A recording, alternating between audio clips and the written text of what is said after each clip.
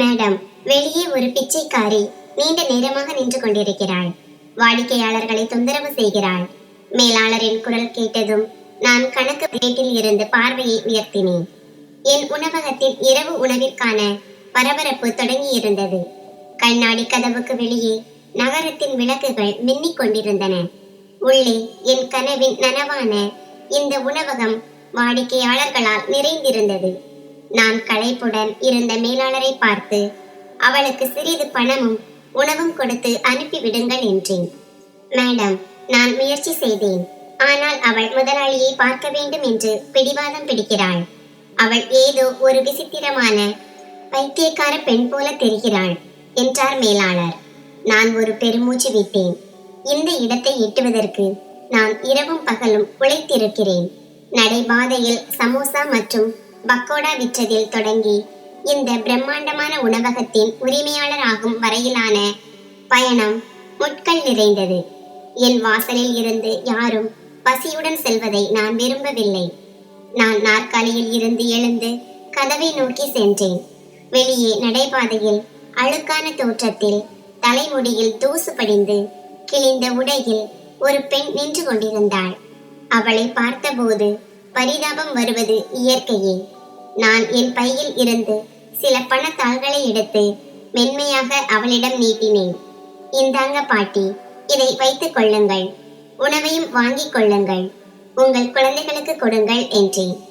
அந்த பெண் பணத்தை பெறுவதற்காக தன் முகத்தை உயர்த்திய போது என் பார்வை அவள் கண்களில் விழுந்தது. ஒரு கணம் காலம் அப்படியே உறைந்து போனது. என் கைகள் காற்றில் அப்படியே நின்றன. கண்கள் அதிர்ச்சியால் விரிந்தன. என் தொண்டையில் வார்த்தைகள் சிக்கிக் கொண்டன. இந்த முகம், இந்த கண்கள், இவற்றை நான் எப்படி மறக்க முடியும்? அந்த பெண்ணும் என்னை அடையாளம் கண்டு கொண்டாள். அவளது பாழடைந்த கண்களில் பயமும் வெட்கமும் அலைமோதின. அவள் சட்டென என் காலடியில் விழுந்தாள்.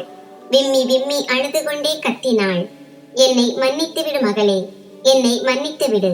நான் செய்த அநீதிக்காக இறைவன் எனக்கு தண்டனை கொடுத்து விட்டார். அவளது குரல் ஒரு சுத்தியலை போல என் கடந்த காலத்தின் கதவுகளை தட்டியது. நான் நீண்ட காலமாக புதைக்க நினைத்த நினைவுகள் எல்லாம் என் கண் முன்னே வந்து சென்றன. உணவகத்தின் சத்தம், மக்களின் குரல்கள் எல்லாம் மங்கி போயின. என் வாழ்க்கையின் மிகப்பெரிய மகிழ்ச்சி ஒரு பெரும் துரோகமாக மாறிய அந்த பழைய இருண்ட வீதிகளில் நான் மீண்டும் போய் நின்றேன். என் பெயர் அவனி. 1.5 ஆண்டுகளுக்கு முன்பு என் வாழ்க்கையும் சாதாரண பெண்களைப் போலத்தான் இருந்தது. என் தந்தை ஒரு சிறிய அரசு வேலையில் இருந்தார். நாங்கள் 4 சகோதரிகள். வறுமை இருந்தாலும் எங்கள் வீட்டில் அன்பும் நிம்மதியும் இருந்தது. விகானுடன் எனக்கு திருமணம் நடந்தபோது உலகத்தின் எல்லா மகிழ்ச்சியும் என் மடியில் வந்து விழுந்தது போல உணர்ந்தேன். திருமணத்தை மிகவும் எளிமையாக நடத்த வேண்டும் என்பது புகுந்த வீட்டாரின் விருப்பம். என் பெற்றோரும் அதை மகிழ்ச்சியுடன் ஏற்றுக்கொண்டனர். திருமணம் மிகவும் எளிமையாக நடந்தது. பிறகு நான் விகான் வீட்டிற்கு வந்தேன். எல்லாம் ஒரு கனவு போல இருந்தது. என் மாமனார் இறந்து விட்டிருந்தார். விகான் தன் தாய்க்கு ஒரே மகன். நாத்தனாரோ மைத்துனரோ யாரும் இல்லை. நான் அத்தை என்று அழைத்த என் மாமியார் என் தாயின் குறையை தெரியாத அளவிற்கு அன்பு காட்டினார். விகான் என் மீது உயிரையே வைத்திருந்தார். அவரது அன்பும் அக்கறையும் நான் உலகின் அதிர்ஷ்டசாலி பெண் என்பதை உணர வைத்தது. எங்கள் வீடு அமைதியாக இருந்தது. ஆனால் முதல் நாளில் இருந்தே ஒரு விஷயம் மட்டும் எனக்கு உறுத்தி கொண்டே இருந்தது. அதுதான் அந்த வீட்டில் இருந்த மாயா. அவள் விகானின் அம்மாவிற்கு தெரிந்த தோழியின் மகள் என்று என்னிடம் சொல்லப்பட்டது. அவள் ஒரு விதவை என்றும் அவளுக்கு என் மாமியாரை தவிர இந்த உலகில் யாரும் இல்லை என்றும் கூறப்பட்டது. அவள் சிறு வயதிலிருந்தே இவர்களுடன் தான் வளர்ந்தாளாம். ஆனால் அவளது உடைகளும் நடத்தையும் ஒரு ஆதரவற்ற உறவினரை போலவோ அல்லது விருந்தினரை போலவோ அறவே இல்லை. அந்த வீட்டில் அவள்தான் எஜமானி என்பது போல அவள் அதிகாரம் செலுத்தினாள். ஒவ்வொரு விஷயத்திலும் அவளது ஆலோசனை கேட்கப்பட்டது. அவளுக்கு பிடித்தது போலவே முடிவுகள் எடுக்கப்பட்டன. ஒரு நாள் நான் துணிச்சலை வரவழைத்துக் கொண்டு விகானிடம் கேட்டேன். விகான், எனக்கு ஒரு விஷயம் புரியவில்லை. இந்த மாயா ஏன் எப்போதும் நம் வீட்டிலேயே இருக்கிறாள்? அவளுக்கென்று சொந்தமாக வீடு எதுவும் இல்லையா? இதற்கு விகான் என் பேச்சை சீரியஸாக எடுத்துக்கொள்ளவில்லை. சிரித்துக் கொண்டே சொன்னான், அவனி, என்ன இப்படி பேசுகிறாய்? அவள் ஒரு பாவம், விதவை. இளமையிலேயே கணவனை இழந்து விட்டாள். தாயும் இல்லை. அவள் வேறு எங்கே போவாள்? அவனது பதில் சாதாரணமாக இருந்தது. ஆனால் என் மனதிற்கு திருப்தி கிடைக்கவில்லை. மாயாவின் இருப்பு எங்களுக்கிடையே ஒரு கண்ணுக்கு தெரியாத சுவராக இருப்பதை நான் பலமுறை உணர்ந்தேன். அவள் எங்கள் தனிப்பட்ட விஷயங்களிலும் தலையிட்டாள். நான் விகானுக்காக ஏதேனும் விசேஷமாக சமைத்தால் உடனே வந்து அதில் குறை சொல்வாள். நான் விகானின் உடைகளை அயன் செய்ய தொடங்கினாள். என் கையில் இருந்து பிடுங்கிக் கொண்டு அவளே செய்வாள். விகானுக்கு எப்படி பிடிக்கும் என்று உனக்கு என்ன தெரியும்? நான் பல வருடங்களாக அவனது துணிகளை அயன் செய்து வருகிறேன் என்பாள். அவளது இந்த அதிகாரம் எனக்கு விஷமாக தெரிந்தது. விகான் என் மீது உயிரையே வைத்திருந்தான். தினமும் அலுவலகத்தில் இருந்து வரும்போது எனக்கு ஏதேனும் பரிசு வாங்கி வருவான். ஆனால் ஆச்சரியமான விஷயம் என்னவென்றால், எனக்கு எதை வாங்கி வருகிறானோ அதே போன்ற ஒன்றை மாயாவிற்கும் கண்டிப்பாக வாங்கி வருவான். ஒரு நாள் எனக்கு முல்லை பூச்சரம் வாங்கி வந்தான். அதே போன்ற ஒன்று மாயாவிற்கும் இருந்தது. அன்று என் பொறுமை எல்லை கடந்தது. நான் கோபத்தில் அந்த பூச்சரத்தை அவன் முன்னால் தூக்கி எறிந்து கத்தினேன். என்ன விகான் இது? நான் உங்கள் மனைவி. அவளுக்காக நீங்கள் ஏன் இதையெல்லாம் செய்கிறீர்கள்? அவள் உங்கள் அத்தையின் மகள் மட்டும்தானே. நான் இப்படி சொன்னதும் விகான் கோபத்தில் சிவந்து போனான். இதுவரை அவன் என்னிடம் சத்தமாக பேசியதே இல்லை. ஆனால் அன்று என் பேச்சை கேட்டு அவன் கொதித்து போனான். இப்படி பேச உனக்கு எவ்வளவு தைரியம் என்று அவன் கோபத்தில் கத்தினான். நான் சொல்வதை கூட கேட்காமல் வேகமாக அறையை விட்டு வெளியேறினான். நான் அப்படியே அதிர்ச்சியில் உறைந்து நின்றேன். நான் அப்படி பேசியிருக்க கூடாது என்று என் தவறை உணர்ந்தேன். ஆனால் என் மனதில் விதைக்கப்பட்ட சந்தேகத்தின் விதை இன்று ஒரு பெரிய மரமாக வளர்வதற்கான முதல் படியில் ஏறியிருந்தது. இந்த சந்தேகம் என் வாழ்க்கையை என்றென்றும் மாற்றிவிடும் என்று அன்று எனக்கு தெரியவில்லை. விகானின் கோபம் என்னை உள்ளுக்குள் உலுக்கியது. இரவு முழுவதும் நான் தூக்கமில்லாமல் தவித்தேன். அவனுடைய நடத்தையை நினைத்து நான் ஆச்சரியப்பட்டேன். மறுநாள் காலை அவன் மௌனமாக அலுவலகத்திற்கு தயாராகி கொண்டிருந்த போது நான் துணிச்சலை வரவழைத்துக் கொண்டு அவனிடம் மன்னிப்பு கேட்டேன். விகான், என்னை மன்னித்து விடுங்கள். நான் அந்த அர்த்தத்தில் சொல்லவில்லை. நான் வெறும்... அவன் என் பேச்சை தடுத்தான். பரவாயில்லை அவனி. அவனது குரல் தணிந்திருந்தது. ஆனால் அதில் கோபத்திற்கு பதிலாக ஒரு விசித்திரமான தீவிரம் இருந்தது. நீ புரிந்து கொள்ள வேண்டும். அவள் பாவம், தனிமையில் இருக்கிறாள். அவளுக்கு கணவன் இருந்திருந்தால் அவனும் இப்படித்தான் பொருட்கள் வாங்கி வந்திருப்பான். நான் அவளது மனதிற்காகத்தான் இதை செய்கிறேன். உன் கணவன் இவ்வளவு இரக்க குணம் கொண்டவனாக இருப்பதை பார்த்து நீ பெருமைப்பட வேண்டும் என்றான். அவன் எவ்வளவு அழகாக தன்னை நியாயப்படுத்தினான் என்றால் நானே என்னை குற்றவாளியாக நினைக்கத் தொடங்கினேன். இவ்வளவு நல்ல கணவன் எனக்கு கிடைத்ததற்காக இறைவனுக்கு நன்றி கூறினேன். இனிமேல் மாயா விஷயத்தில் எந்த புகாரும் செய்ய மாட்டேன் என்று எனக்குள்ளே உறுதி பூண்டேன். ஆனால் என் மௌனமே எனக்கு பெரிய வினையாக மாறும் என்று நான் நினைக்கவில்லை. திருமணம் ஆகி 4 மாதங்கள் கடந்தன. ஆரம்பத்தில் என் மீது உயிரையே வைத்திருந்த மாமியார் இப்போது 2-3 நாட்களுக்கு ஒரு முறை ஒரே விஷயத்தை பேசத் தொடங்கினார். மருமகளே, இன்னும் ஒரு நற்செய்தியும் சொல்லவில்லையே நீ என்று கேட்கத் தொடங்கினார். அத்தையிடம் நான் புன்னகைத்துக் கொண்டே சொன்னேன், அத்தை, திருமணமாகி இப்போதுதானே 4 மாதங்கள் ஆகின்றன. ஆனால் அவரது பதற்றம் அதிகரித்துக் கொண்டே இருந்தது. என்னை மருத்துவரிடம் சென்று பரிசோதிக்குமாறு அவர் வற்புறுத்த தொடங்கினார். நான் விகானிடம் இதை பற்றி கூறிய போது அவனும் தன் தாய்க்கே ஆதரவளித்தான். அவனி, அம்மா சொல்வது சரிதான். நான் அவருக்கு ஒரே மகன். தன் பேர பிள்ளைகளை பார்க்க வேண்டும் என்ற ஆசை அவருக்கு இருக்கிறது. இதில் என்ன தவறு? நீ ஒரு முறை பரிசோதனை செய்து கொள், நமக்கும் திருப்தியாக இருக்கும் என்றான். விகானின் இந்த எண்ணம் எனக்கு விசித்திரமாகவும் வருத்தமாகவும் இருந்தது. ஆனால் நான் மௌனமாக இருந்தேன். மாமியாரின் தினசரி வற்புறுத்தலால் பொறுமை இழந்து நான் அவருடன் மருத்துவரிடம் செல்ல சம்மதித்தேன். மருத்துவர் சில பரிசோதனைகளை செய்ய சொன்னார். அதன் முடிவுகள் 2-3 நாட்களுக்கு பிறகுதான் கிடைக்கும் என்றார். உடனே மாமியார் சொன்னார், டாக்டர், நீங்கள் கவலைப்படாதீர்கள், நானே நேரில் வந்து ரிப்போர்ட்டை வாங்கிக் கொள்கிறேன். அவர் அப்படி சொன்னது எனக்கு சற்று விசித்திரமாக தோன்றியது. ஆனால் அப்போது நான் அதை பெரிதாக எடுத்துக்கொள்ளவில்லை. அடுத்த சில நாட்களை நான் மிகுந்த கவலையுடனும் மன அழுத்தத்துடனும் கழித்தேன். என் மனதில் இனம் புரியாத பயம் குடிகொண்டது. ரிப்போர்ட்டில் என்ன வருமோ என்று அஞ்சினேன். 2 நாட்களுக்கு பிறகு விகான் அலுவலகத்தில் இருந்து திரும்பிய போது அவன் கையில் ஒரு கவர் இருந்தது. அவனது முகம் வாடி போயிருந்தது. நான் கேட்பதற்கு முன்பே என் மாமியார் கத்தினாள், ரிப்போர்ட் வந்துவிட்டது. எதை பார்த்து பயந்தோமோ அதுவே நடந்துவிட்டது. விகான் அந்த ரிப்போர்ட்டை என் முன்னால் மேஜை மீது தூக்கி எறிந்தான். அதை எடுத்தபோது என் கைகள் பலமாக நடுங்கின. அதில் நான் ஒருபோதும் தாயாக முடியாது என்று எழுதப்பட்டிருந்தது. என் காலடியில் பூமி பிளப்பது போல உணர்ந்தேன். இது எப்படி சாத்தியம்? என்னால் நம்பவே முடியவில்லை.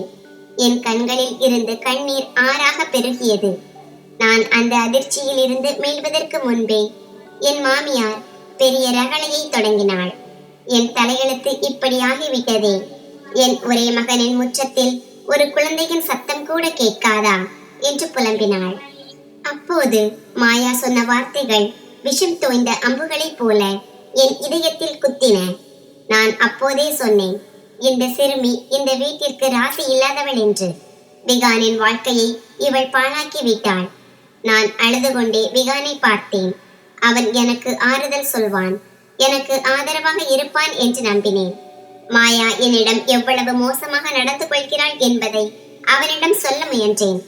விகான் மாயாவை இந்த வீட்டை விட்டு போக சொல்லுங்கள் என்று நான் கூறி முடிப்பதற்குள் மாயா ஒரு வஞ்சக புன்னகையுடன் முன்னே வந்து விகானின் கையை பற்றி கொண்டு சொன்னாள், ஜாக்கிரதை, இனிமேல் என்னை பற்றி எனக்கு எதிராக ஒரு வார்த்தை பேசினால் ஜாக்கிரதை. நான் அவனுடைய அத்தையின் மகள் மட்டுமல்ல, அவனுடைய வருங்கால மனைவியும் கூட. இந்த வார்த்தைகள் என் காதுகளில் கண்ணாடி சில்லுகளைப் போல இறங்கின. நான் பைத்தியத்தை போல விகானை பார்த்தேன். விகான், இவள் என்ன சொல்கிறாள்? இதெல்லாம் பொய்தானே? நீங்கள் என்னை ஒருபோதும் கைவிட மாட்டீர்கள் அல்லவா? ஆனால் விகான் என் கண்களை பார்க்காமலேயே எந்த ஒரு வருத்தமும் இன்றி தலையசைத்தான். அவனது மௌனம் என் ஆன்மாவை சிதைத்தது. ஆமாம், இது உண்மைதான். நான் மாயாவை தான் திருமணம் செய்ய போகிறேன். உன்னால் எனக்கு ஒரு குழந்தையை தர முடியாது என்றால் நான் வேறு வழியை தேடித்தானே ஆக வேண்டும். எனக்கு வாரிசு வேண்டும். இப்போது அந்த மகிழ்ச்சியை உன்னால் தர முடியாது எனும்போது இந்த வீட்டில் உனக்கு இடமில்லை. இப்படி சொல்லிக்கொண்டே அவன் என் தோளை பலமாக பிடித்து வாசலை நோக்கி இழுத்து சென்றான். என் மாமியார் அமைதியாக நின்று வேடிக்கை பார்த்து கொண்டிருந்தார். மாயாவின் முகத்தில் ஒரு வஞ்சகமான வெற்றி புன்னகை இருந்தது. விகான், இப்படி செய்யாதீர்கள். கடவுளுக்காக என் மீது இரக்கம் காட்டுங்கள். நான் எங்கே போவேன் என்று நான் கதறி அழுதேன். ஆனால் அந்த கல்நெஞ்சக்காரனிடம் எந்த மாற்றமும் இல்லை. அவன் என்னை வெளியே தள்ளிவிட்டு என் முகத்திலேயே கதவை அறைந்து சாத்தினான். நான் அந்த தெருவில் விழுந்து கிடந்தேன். என் காதுகளில் மாயாவின் வார்த்தைகள் ஒலித்துக் கொண்டே இருந்தன. உன்னால் அவனுக்கு இப்போது எதுவும் தர முடியாது. இங்கிருந்து உடனே கிளம்பு. அன்று இரவு நான் அந்த வீட்டிலிருந்து மட்டும் வெளியேற்றப்படவில்லை. என் வாழ்க்கை, என் கனவுகள் மற்றும் என் நம்பிக்கையின் உலகத்திலிருந்தே தூக்கி எறியப்பட்டேன். என்னால் என் பிறந்த வீட்டிற்கு திரும்பி செல்ல முடியாது. அங்கே ஏற்கனவே என் 3 சகோதரிகள் இருந்தார்கள். என் தந்தை ஒரு இதய நோயாளி. என் நிலையை பார்த்தால் அவருக்கு ஏதேனும் ஆகிவிடும். என் முன்னே இருளை தவிர வேறு எதுவும் தெரியவில்லை. அந்த இருண்ட இரவு என்னை இவ்வளவு பிரகாசமான காலை பொழுதிற்கு அழைத்து வரும் என்று எனக்கு தெரியாது. என் முகத்தில் சாத்தப்பட்ட அந்த கதவு வெறும் மரக்கதவு அல்ல. அது என் கௌரவம், என் கனவுகள் மற்றும் என் நம்பிக்கையின் கதவு. அந்த கதவு என் கௌரவத்தின் கல்லறையாக மாறி இருந்தது. நான் அந்த குளிரான சாலையில் நடக்கத் தொடங்கினேன். நள்ளிரவின் குளிர் என் எலும்புகளை துளைத்தது. ஆனால் எனக்குள் எரிந்து கொண்டிருந்த நெருப்பிற்கு முன்னால் அந்த பனிக்காற்று ஒன்றுமே இல்லை. என் கண்ணீர் ஆறு போல பெருகி நின்றபாடில்லை. விகான் எனக்கு கொடுத்த ஒவ்வொரு புன்னகையும் ஒவ்வொரு வார்த்தையும் ஒரு துரோகத்தின் அமிலமாக மாறி என் ஆன்மாவை சுட்டெரித்தன. சிறிது நேரம் கழித்து அக்கம் பக்கத்து வீடுகளில் விளக்குகள் எரிந்தன. ஜன்னல் வழியாக மக்கள் என்னை பார்த்தார்கள். அவர்களது பார்வையில் அனுதாபத்தை விட வேடிக்கை பார்க்கும் குணமே அதிகமாக இருந்தது. விகான் தன் மனைவியை நள்ளிரவில் வீட்டை விட்டு துரத்தி விட்டான் என்ற செய்தி விடிவதற்குள் ஊர் முழுவதும் பரவிவிடும் என்று எனக்கு தெரியும். இந்த அவமானத்தை தாங்கும் சக்தி எனக்கு இல்லை. நான் தள்ளாடும் கால்களுடன் எழுந்து இலக்கற்ற அந்த இருண்ட தெருக்களில் நடக்கத் தொடங்கினேன். எங்கே போவது, யாரிடம் செல்வது? தந்தையின் அந்த பலவீனமான முகம் என் கண்முன்னே வந்து சென்றது. இல்லை, அவரது வேதனைக்கு நான் காரணமாக இருக்க முடியாது. நான் என் கண்ணீரை துடைத்துக் கொண்டு எனக்குள் தைரியத்தை வரவழைத்துக் கொண்டேன். நகரத்தின் சாலைகளில் அலைந்து திரிந்தபடியே விடிந்து விட்டது. என்னிடம் பணம் இல்லை, போன் இல்லை, எந்த ஆதரவும் இல்லை. பசியும் சோர்வும் என்னை வாட்டின. ஒரு கோயிலுக்கு வெளியே இருந்த குழாயில் தண்ணீர் குடித்த போதுதான் என் உயிருக்கு சற்று தெம்பு வந்தது. அங்கே ஒரு பெஞ்சில் அமர்ந்திருந்த வயதான பெண்மணி என்னை நீண்ட நேரமாக பார்த்து கொண்டிருந்தார். அவர் என் அருகே வந்து, மகளே, நீ மிகவும் கவலையாக இருக்கிறாய். உன் வீட்டில் யாரும் இல்லையா என்று கேட்டார். அவரது குரலில் ஒரு தாயின் கனிவு இருந்தது. நான் அவர் முன்னால் விம்மி அழுது என்னை வீட்டை விட்டு துரத்தி விட்டார்கள் என்று சுருக்கமாக சொன்னேன். அவர் ஒரு பெருமூச்சு விட்டு சொன்னார், இந்த நகரத்தில் தினமும் ஆயிரக்கணக்கான பெண்களின் கதைகள் பிறக்கின்றன, பிறகு அங்கேயே மடிந்து போகின்றன. உனக்கு தங்குவதற்கு இடம் இல்லை என்றால் அனாதை இல்லத்திற்கு செல். அங்கே தலை சாய்க்க இடமும் 2 வேளை உணவும் கிடைக்கும். அவரது அந்த ஆலோசனை எனக்கு ஒரு நம்பிக்கை கீற்றாக தெரிந்தது. அவர் வழிகாட்ட நான் ஒரு புதிய இலக்கை நோக்கி நடக்கத் தொடங்கினேன். அந்த அனாதை இல்லத்தின் உயர்ந்த சுவர்களுக்குள் மற்றொரு உலகமே இயங்கிக் கொண்டிருந்தது. அங்கே என்னை போன்ற பல பெண்கள் இருந்தார்கள். ஒவ்வொருவருக்கும் ஒரு கதை, ஒரு துயரம் இருந்தது. சிலர் கணவனின் கொடுமையால் பாதிக்கப்பட்டவர்கள், சிலர் உடன் பிறந்தவர்களின் இரக்கமற்ற செயலால் வீழ்த்தப்பட்டவர்கள். ஆரம்பத்தில் சில நாட்கள் நான் ஒரு மூலையில் முடங்கி கிடந்து அழுது கொண்டே இருந்தேன். ஆனால் மெல்ல மெல்ல அங்கிருக்கும் மற்ற பெண்களின் துயரங்களை பார்த்தபோது என் வேதனை சிறியதாக தோன்றியது. அங்கேதான் எனக்கு சரளா அக்கா அறிமுகமானார். அவர் வயது முதிர்ந்த உறுதியான மனங்கொண்ட ஒரு பெண்மணி. காலத்தின் வடுக்கள் அவர் முகத்தில் ரேகைகளாக படிந்திருந்தன. ஆனால் அவர் கண்களில் ஒரு விசித்திரமான பிரகாசம் இருந்தது. நான் அழுவதை பார்த்த அவர் என் தலையை வருடி சொன்னார், அழுது உன் எதிரிகளை மகிழ்ச்சிப்படுத்தாதே, எழுந்து நில். உன்னை வீழ்த்தியவர்கள் உன் காலடியில் வந்து விழும் அளவிற்கு உன்னை நீ வலிமையாக்கிக் கொள். அவரது வார்த்தைகளில் மின்னலை போன்ற வேகம் இருந்தது. அவர் எனக்கு வாழ்வதற்கான புதிய தைரியத்தை கொடுத்தார். சரளா அக்காவும் ஒரு காலத்தில் காலத்தால் வஞ்சிக்கப்பட்டவர்தான். ஆனால் இப்போது அவர் மற்ற பெண்களுக்கு புதிய கைத்தொழில்களை கற்றுக் கொடுத்து கொண்டிருந்தார். அவர்கள் சுய காலில் நிற்க அவர் உதவினார்.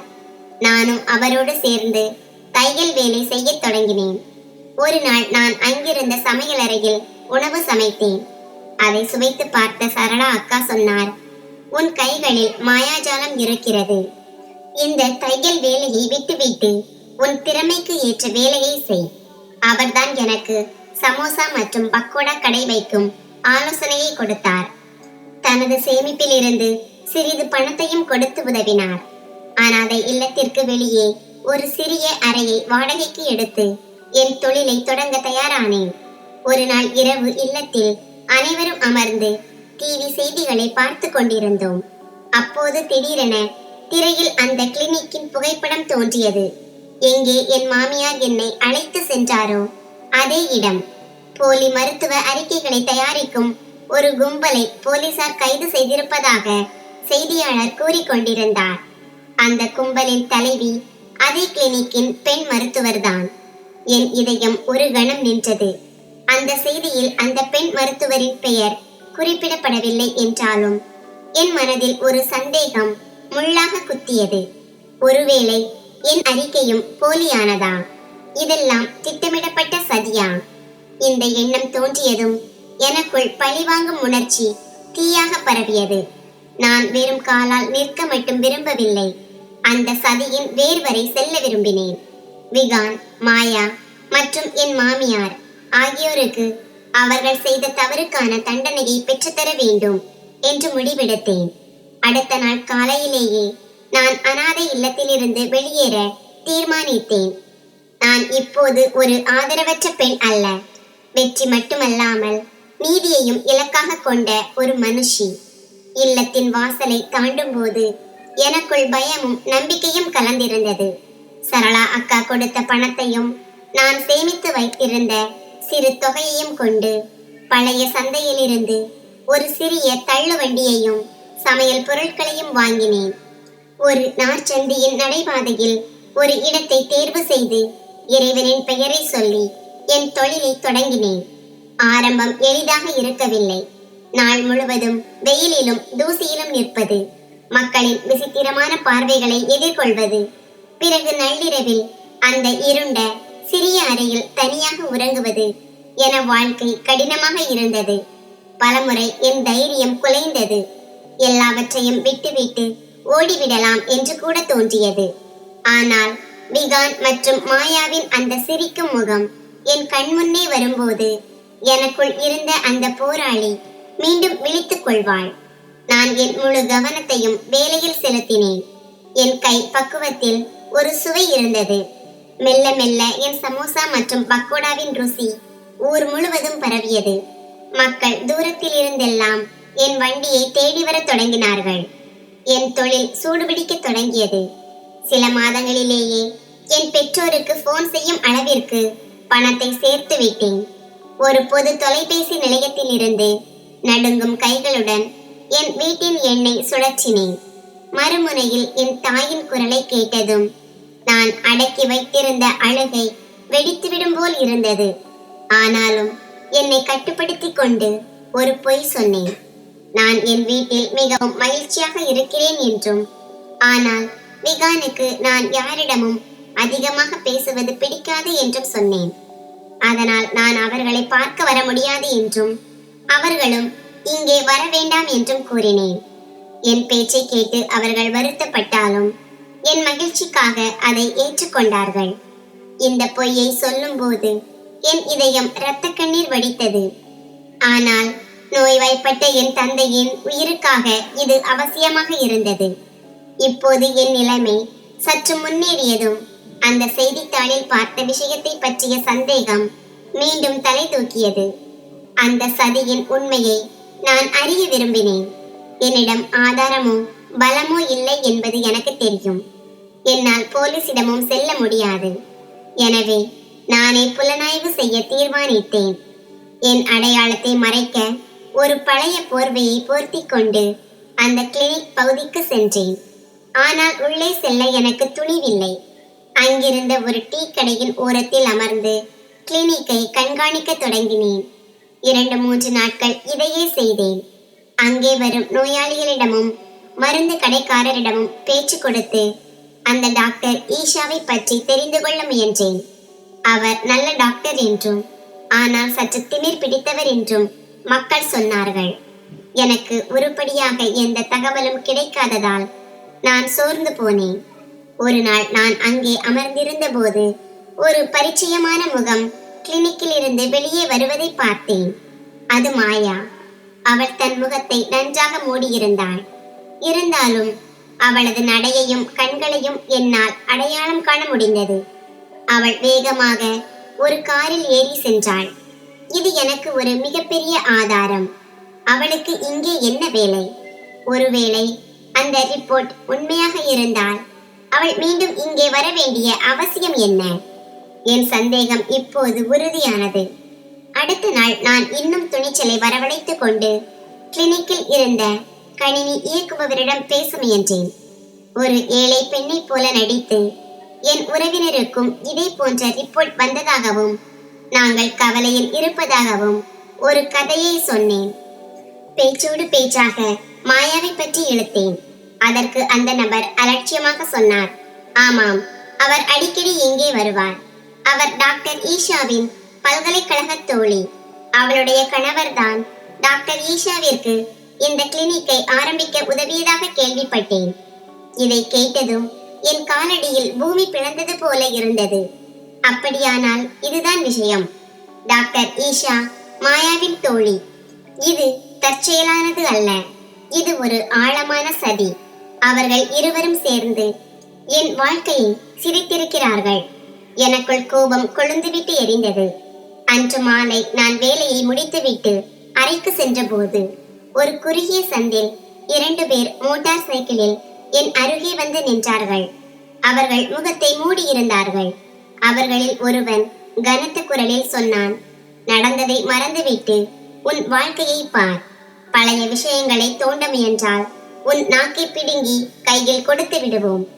இப்படி சொல்லிவிட்டு அவர்கள் வேகமாக சென்றார்கள். நான் பயத்தில் சுவரை பிடித்துக் கொண்டு நின்றேன்.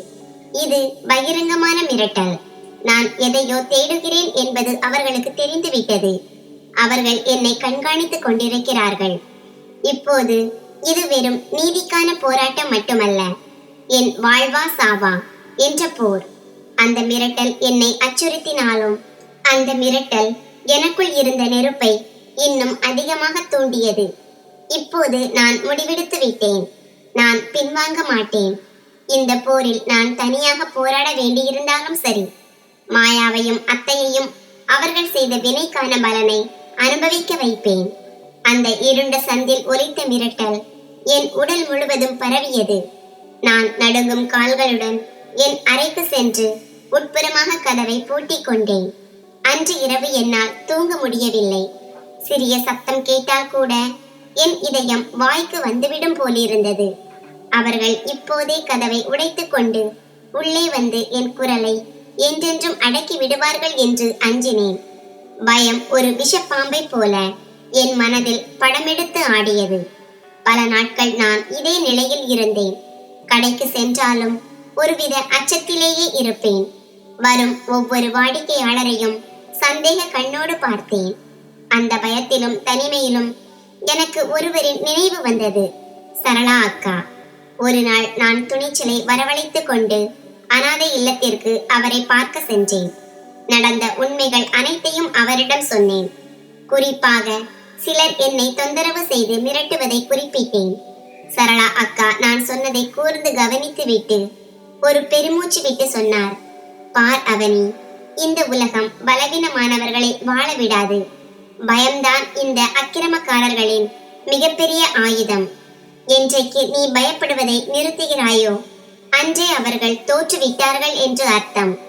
நீ தொடங்கி இருக்கும் இந்த போர் எளிதானது அல்ல. ஆனால் நினைவில் வைத்துக்கொள், பின் வாங்குவதற்கான வழி அடைக்கப்பட்டு விட்டது.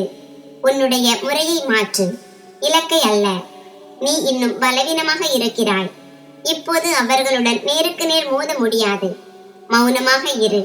உன் வேலையில் மட்டும் கவனம் செலுத்து.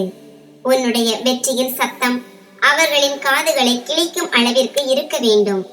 நீ பலசாலியாக மாறும்போது நீதி தானாக உன் கதவை தட்டும். சரளா அக்காவின் வார்த்தைகள் எனக்குள் ஒரு புதிய நம்பிக்கையை விதைத்தன. உணர்ச்சி வசப்படுவதால் எனக்கு இழப்புதான் ஏற்படும் என்பதை புரிந்து கொண்டேன். ஒரு தேர்ந்த சதுரங்க ஆட்டக்காரனை போல நான் காய்களை நகர்த்த வேண்டியிருந்தது. என் தேடுதலை அங்கேயே நிறுத்திவிட்டு முழு கவனத்தையும் தொழிலில் செலுத்தினேன்.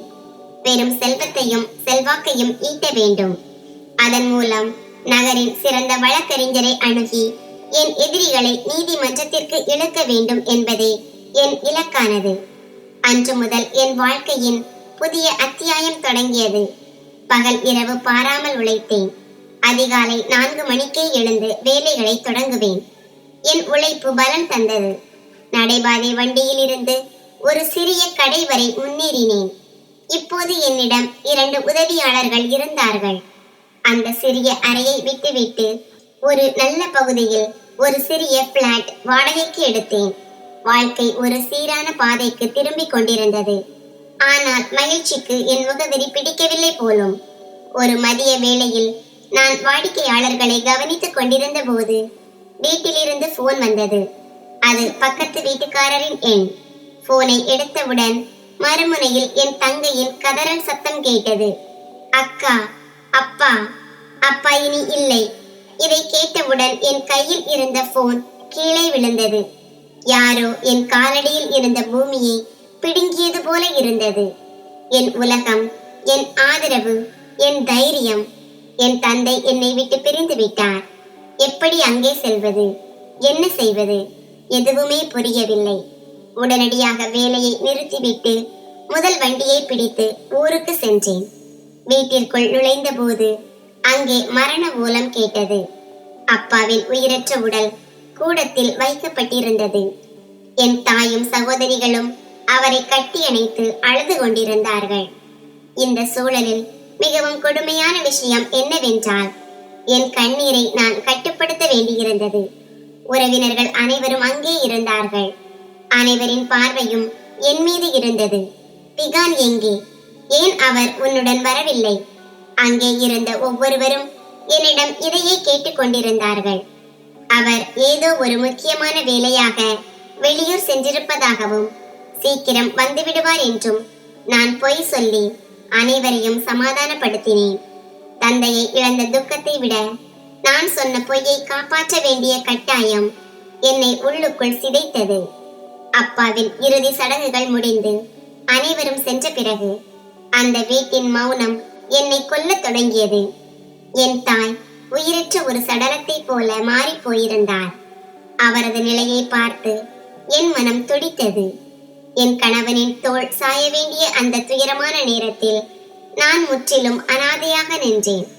அன்று இரவு நான் என் அம்மாவுடன் படுத்திருந்த போது அவர் என் கையை பிடித்துக் கொண்டு விம்மத் தொடங்கினார். அவர் கண்கள் என் முகத்தையே பார்த்து கொண்டிருந்தன. திடீரென்று அவர் கேட்டார், அவனி, உண்மையை சொல் மகளே. ஒரு சுமங்கலியின் கண்களில் இருக்க வேண்டிய அந்த மகிழ்ச்சி உன் கண்களில் இல்லையே. விகான் எங்கே? அவர் உன்னுடன் வரவில்லை. இறுதி சடங்கிலும் அவரை காணவில்லை. அவரது கேள்விகள் என் பொறுமையின் கடைசி எல்லையை தகர்த்தன. நான் அவர் மார்பில் சாய்ந்து கதறி அழுதேன். அன்று இரவு நான் இவ்வளவு காலம் மனதிற்குள் அழுத்தி வைத்திருந்த அத்தனை உண்மைகளையும் என் தாயிடம் கொட்டிவிட்டேன். அன்று இரவு எனக்கும் அம்மாவுக்கும் இடையே கண்ணீரும் விசும்பலும் தவிர வேறொன்றும் இருக்கவில்லை. நான் சொல்லிக் கொண்டே இருந்தேன். அவர் கேட்டுக்கொண்டே இருந்தார். விகான் மற்றும் மாயாவின் உண்மை முகம், என் மாமியாரின் கொடுமை, அந்த போலி மருத்துவ அறிக்கை மற்றும் என்னை அவர்கள் வீட்டை விட்டு துரத்திய விதம் என அனைத்தையும் சொன்னபோது அவர் அதிர்ச்சியில் உறைந்து போனார். இவ்வளவு கனவுகளுடன் கட்டி கொடுத்த தன் மகளை அந்த மனிதர்கள் இப்படி வஞ்சிப்பார்கள் என்று அவரால் நம்ப முடியவில்லை. அவரது துக்கமும் கோபமும் நியாயமானது. ஆனால் அதன் பிறகு அவர் காட்டிய தைரியம் என்னை வியக்க வைத்தது. காலை விடிந்தபோது அவர் தன் கண்ணீரை துடைத்திருந்தார். அவர் கண்களில் ஒரு புதிய உறுதி இருந்தது. என் கையை பிடித்துக் கொண்டு அம்மா சொன்னார், நீ என் மகள் அல்ல, என் மகன். இவ்வளவு நடந்த பிறகு நீ தனியாக இருக்க மாட்டாய். நான் உன்னுடன் வருகிறேன். அங்கே என் வாழ்க்கை மிகவும் கடினமானது என்று நான் எவ்வளவோ எடுத்து சொன்னேன். ஆனால் அவர் கேட்கவில்லை. அப்பாவின் மறைவிற்கு பிறகு அந்த வீட்டில் தனியாக இருக்க அவர் விரும்பவில்லை. என் தாய் மற்றும் 3 சகோதரிகளின் பொறுப்பை ஏற்றுக்கொண்டு நான் மீண்டும் என் வாடகை வீட்டிற்கு திரும்பினேன்.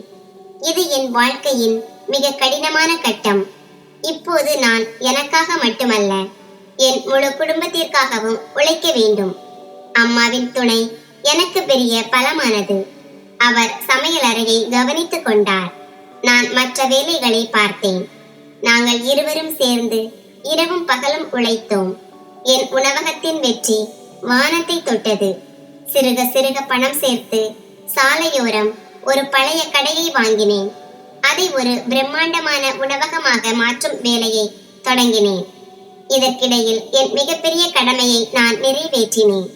என் 3 சகோதரிகளுக்கும் நல்ல இடங்களில் திருமணம் செய்து வைத்தேன். 3வது தங்கையின் திருமண விடைபெறுதலின் போது அம்மா என்னை அருகில் அமர வைத்து சொன்னார், அவனி, இறைவனுக்கு நன்றி, உன் கடமைகளை முடித்து விட்டாய். இனி உன்னை பற்றி யோசி. அந்த அநீதி இழைத்தவனிடமிருந்து விவாகரத்து பெற்று உன் புதிய வாழ்க்கையை தொடங்கு. அவர் என் நலனுக்காகத்தான் சொல்கிறார் என்று எனக்கு தெரியும். ஆனால் என் காயங்கள் இன்னும் ஆறவில்லை. அம்மா, நான் விகானிடம் ஒரு பிச்சைக்காரியை போல விவாகரத்து கேட்கப் போக மாட்டேன் என்று அவருக்கு விளக்கினேன். ஒரு பொய்யான பழியை சுமத்தி அவன் என்னை வீட்டை விட்டு துரத்தினான். என் கௌரவத்தை கேள்விக்குறியாக்கினான். நான் அவனிடம் விவாகரத்து கேட்கப் போவதில்லை, நீதி கேட்கப் போகிறேன். அவனையும் அவன் குடும்பத்தையும் நீதிமன்றத்திற்கு இழுத்து வருவேன். அனைவர் முன்னிலையிலும் அவர்களின் உண்மையான முகத்தை திரைக்கிழிப்பேன். ஆனால் அதற்கு நான் இன்னும் வலிமையாக வேண்டும். இப்போது அதற்கான நேரம் வந்துவிட்டது. என் உணவகம் திறக்கப்பட உள்ளது. என் முதல் வேலை இதுவாகத்தான் இருக்கும். சில மாதங்களிலேயே என் உணவகம் நகரத்தின் புகழ்பெற்ற உணவகங்களில் ஒன்றாக மாறியது. என் வெற்றி கதை செய்தித்தாள்களில் வரத் தொடங்கியது. நான் இப்போது வெறும் அவனி அல்ல, அவனி மேடம். எல்லாம் நன்றாக சென்று கொண்டிருந்தது. ஆனால் விதிக்கு என் நிம்மதி பிடிக்கவில்லை போலும். ஒரு நபர் அடிக்கடி என் உணவகத்திற்கு வரத் தொடங்கினார். சுமார் 35 வயது மதிக்கத்தக்க, பார்க்க மிகவும் கம்பீரமான மனிதர். அவர் பெயர் அரிஹந்த். அவர் எப்போதும் தனியாக வருவார், உணவு உண்பார், செல்லும் போது என் உழைப்பை பாராட்டுவார். அவரது நடத்தையில் ஒரு கண்ணியம் இருந்தது. அது எனக்கு பிடித்திருந்தது. என் அம்மாவும் அவரை பலமுறை பார்த்திருக்கிறார். நான் அவரை பற்றி யோசிக்க வேண்டும் என்று அவரும் விரும்பினார். ஒரு மாலை வேளையில் அவர் பில் செலுத்துவதற்காக கவுண்டருக்கு வந்து என்னிடம் சொன்னார், அவனி மேடம், உங்கள் வெற்றி உண்மையிலேயே பாராட்டுக்குரியது. எனக்கு விகானை தெரியும். அவரது ஜவுளி ஆலையுடன் எங்கள் நிறுவனத்திற்கு வணிக தொடர்பு உள்ளது. உங்களை போன்ற ஒரு வைரத்தை தொலைத்த அவர் உண்மையிலேயே ஒரு துரதிர்ஷ்டசாலி. அவர் வாயிலிருந்து விகானின் பெயரை கேட்டதும் என் காலடியில் பூமி பிளந்தது போல இருந்தது. என் முகத்தின் நிறமே மாறிவிட்டது. நான் என்னை கட்டுப்படுத்தி கொண்டு கேட்டேன், உங்களுக்கு அவரை எப்படி தெரியும்? இதெல்லாம் உங்களுக்கு எப்படி தெரியும்? அவர் ஒரு மர்மமான புன்னகையுடன் சொன்னார், சில விஷயங்கள் காற்றில் தானாகவே பயணம் செய்யும். இவ்வளவு மட்டும் சொல்லிவிட்டு அவர் சென்று விட்டார். நான் அதிர்ச்சியில் உறைந்து நின்றேன். இந்த மனிதன் யார்? அவர் உண்மையிலேயே என் நலன் விரும்பிதானா? அல்லது விகானும் மாயாவும் என்னை கண்காணிக்க அவரை அனுப்பினார்களா? என் வெற்றியின் செய்தி அவர்களை எட்டிவிட்டதா? அந்த ஒரு சந்திப்பு என் மனதில் ஆயிரக்கணக்கான கேள்விகளை எழுப்பியது. நான் எட்டியிருக்கும் இந்த உயரத்தில் ஒரு புதிய புயல் வீசத் தொடங்குவது போல உணர்ந்தேன். அரிஹன் சென்ற பிறகு நான் நீண்ட நேரம் சிலையாக நின்றேன். சில விஷயங்கள் காற்றில் தானாகவே பயணம் செய்யும் என்ற அவரது கடைசி வார்த்தை என் மூளையில் அபாய எச்சரிக்கையாக ஒலித்துக் கொண்டே இருந்தது. இது அனுதாபம் அல்ல, இது ஒரு மிரட்டல். கடந்த காலம் என்னை துரத்துவதை நிறுத்தவில்லை என்பதற்கான நினைவூட்டல் அது. அந்த நொடியில் என் நிம்மதியான வாழ்க்கையில் மீண்டும் பயம் குடிகொண்டது. அரிஹன் உணவகத்திற்கு வருவது தொடர்ந்தது. ஆனால் இப்போது அவரது நடத்தையில் ஒரு விசித்திரமான மாற்றம் தெரிந்தது. அவர் இன்னும் கண்ணியமாகவே இருந்தார். ஆனால் அவரது கண்கள் எப்போதும் என்னை ஆராய்வது போலவே இருந்தன. அவர் என் தொழிலை பற்றி கேள்வி கேட்பார். என் வெற்றி கதைகளை கேட்க விரும்புவார். அவர் என் வார்த்தைகளை விட என் கண்களில் மறைந்திருக்கும் பயத்தை படிக்க முயற்சிப்பது போல எனக்கு தோன்றியது. அவரது வருகை எனக்கு ஒரு பாரமாக மாறியது. என் அம்மா என் நிலையை புரிந்து கொண்டார். ஒரு நாள் அம்மா என்னிடம் சொன்னார், அவனி, அந்த மனிதரால் நீ கவலையாக இருப்பதை நான் அறிவேன். அவர் உன்னை தொந்தரவு செய்தால் போலீசிடம் சொல். நான் ஒரு பெருமூச்சு விட்டு சொன்னேன், அம்மா, இதில் போலீஸ் என்ன செய்ய முடியும்? அவர் என்னிடம் தவறாக எதுவும் பேசவில்லை. எதுவும் செய்யவில்லை. இது அதையும் தாண்டிய ஏதோ ஒரு ஆழமான சதி. நானேதான் இதை கண்டறிய வேண்டும். நான் ஒரு முடிவெடுத்தேன். இனி பயத்தின் நிழலில் வாழப்போவதில்லை.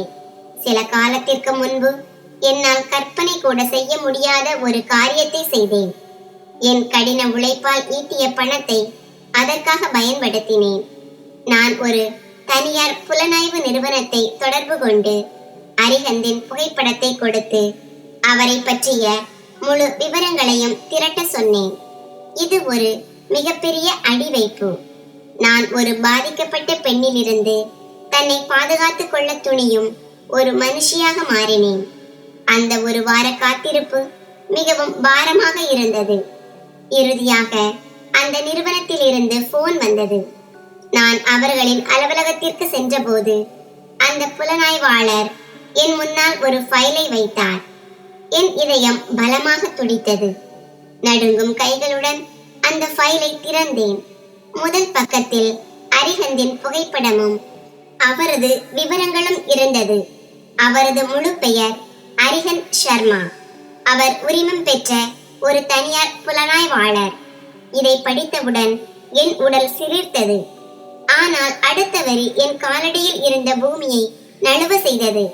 அரிஹந்த் சர்மாவை 2-3 மாதங்களுக்கு முன்பு விகான் வேலைக்கு அமர்த்தினார் என்று அந்த ஃபைலில் எழுதப்பட்டிருந்தது. என்னால் இதை நம்பவே முடியவில்லை. என்னை அழிப்பதற்காக மாயாதான் அவரை அனுப்பியிருப்பாள் என்று நான் நினைத்தேன். ஆனால் அவரை அனுப்பியது விகான். ஏன் அவர் என்னை மீண்டும் வீழ்த்த விரும்புகிறாரா? அந்த புலனாய்வாளர் தான் திரட்டிய கூடுதல் விவரங்களை சொன்னார். மேடம், விகான் அரிஹந்தை வேலைக்கு அமர்த்திய போது உங்களை கண்டுபிடிப்பதும் நீங்கள் உயிரோடு இருக்கிறீர்களா, எப்படி இருக்கிறீர்கள் என்று தெரிந்து கொள்வதும் மட்டும்தான் அவரது வேலையாக இருந்தது. ஆனால் கடந்த 1 மாதமாக உத்தரவுகள் மாறிவிட்டன. இப்போது விகான் உங்களை பற்றிய அனைத்தையும் அறிய விரும்புகிறார். உங்கள் தொழில் எப்படி இருக்கிறது, உங்கள் தனிப்பட்ட வாழ்க்கை எப்படி இருக்கிறது, நீங்கள் மறுமணம் செய்து கொண்டீர்களா இல்லையா என அனைத்தையும் கேட்கிறார். அவர் மேலும் சொன்னார், எங்கள் தகவல் படி விகானின் ஜவுளி ஆலை கடந்த ஓராண்டாக பெரும் நஷ்டத்தில் ஓடிக்கொண்டிருக்கிறது. அவருக்கும் மாயாவிற்கும் இடையே அடிக்கடி மோதல் நடப்பதாக செய்திகள் வருகின்றன. ஒவ்வொரு வார்த்தையும் எனக்கு ஒரு புதிய அதிர்ச்சியை கொடுத்தது. அப்படியானால் இதுதான் உண்மை கதை. விகானின் வாழ்க்கையில் புயல் வீசிக் கொண்டிருக்கிறது. மாயாவுடன் அவனது வாழ்க்கை நரகமாகிவிட்டது. ஆனால் அவன் ஏன் என்னை தேடுகிறான்? அவன் செய்த தவறுக்காக வருந்துகிறானா? அல்லது இதுவும் ஒரு புதிய ஏமாற்று வேலையா? என் மனதில் ஆயிரக்கணக்கான கேள்விகள் எழுந்தன. இந்த நாடகத்தை முடிவுக்கு கொண்டு வர வேண்டும் என்று நான் முடிவெடுத்தேன். இனி நான் அமைதியாக இருக்க மாட்டேன். அந்த மனிதனை நேருக்கு நேர் சந்திப்பேன்.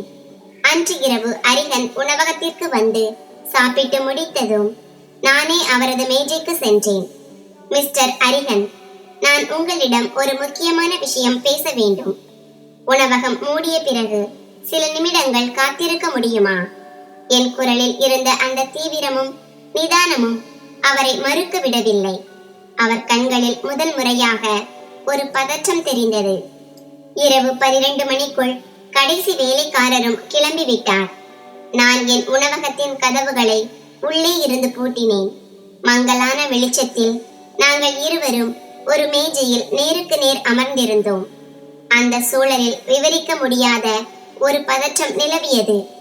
நான் ஒரு நீண்ட மூச்சு எடுத்து என் தைரியத்தை எல்லாம் திரட்டி அவர் கண்களை நேராக பார்த்து சொன்னேன், மிஸ்டர் அரிஹந்த் சர்மா, இல்லை, நான் உங்களை ஒரு பிரைவேட் இன்வெஸ்டிகேட்டர் என்றுதான் அழைக்க வேண்டும். இப்போது இந்த நடிப்பை நிறுத்திவிட்டு விகான் உங்களை ஏன் எனக்கு பின்னால் துரத்திவிட்டான் என்று நேரடியாக சொல்லுங்கள்.